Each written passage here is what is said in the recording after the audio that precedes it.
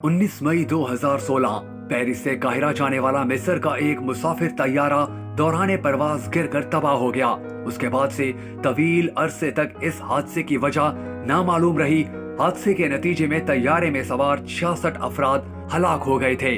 कई साल बाद मिस्री और गैर मुल्की माहिरीन की जानिब से ये वाजे किया गया कि तैयारा गिरने की वजह सिर्फ एक सिगरेट थी। इस सिगरेट ने तैयारे में सवार जिन अफराद की जान ले ली उनमें 30 मिस्री, 15 फ्रांसीसी, 2 इराकी शहरियों के अलावा सऊदी अरब, कुवैत, सूडान, अल-जज़ायर, बरतानिया, चाड, पुर्तगाल, बेल्जियम और कनाडा का एक शहरी भी शामिल था। इनके अलावा अमले के 10 अफराद भी इस हादसे में मारे गए थे जिनका ताल्लुक मिस्र से था। ये तैयारा मिस्र के शहर सिकंदरिया से 290 किलोमीटर दूर बहीरे रूम में गिरकर समंदर की गहराइयों में चला गया।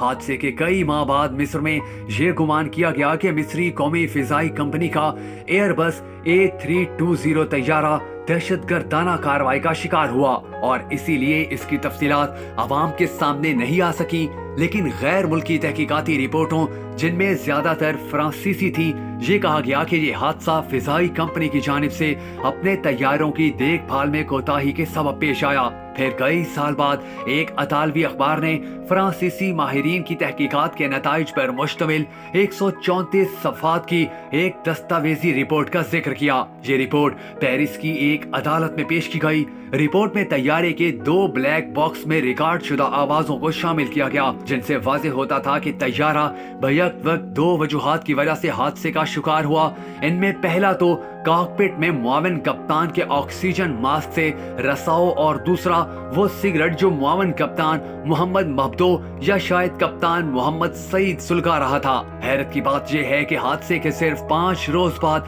आजाद तहकीककारों की तहकीक के नताइज में इसी तरह की बात की गई थी। इससे मुतल्लिक वीडियो 24 मई 2016 को यूट्यूब पर पोस्ट की गई।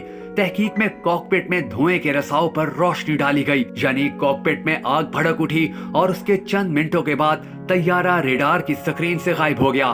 तहकीकात में यह भी कहा गया कि कप्तान ने रात की परवास के दौरान में थकन महसूस करने की शिकायत की थी। तैयारे ने पेरिस के चार्ल डे गोल हवाई अड्डे से मकामी वक्त के मुताबिक रात 11 बजे के बाद उड़ान भरी। इसके 1.5 घंटे बाद वो रेडार स्क्रीन से गायब हो गया और उसका मलबा आज तक समंदर से नहीं निकाला जा सका है।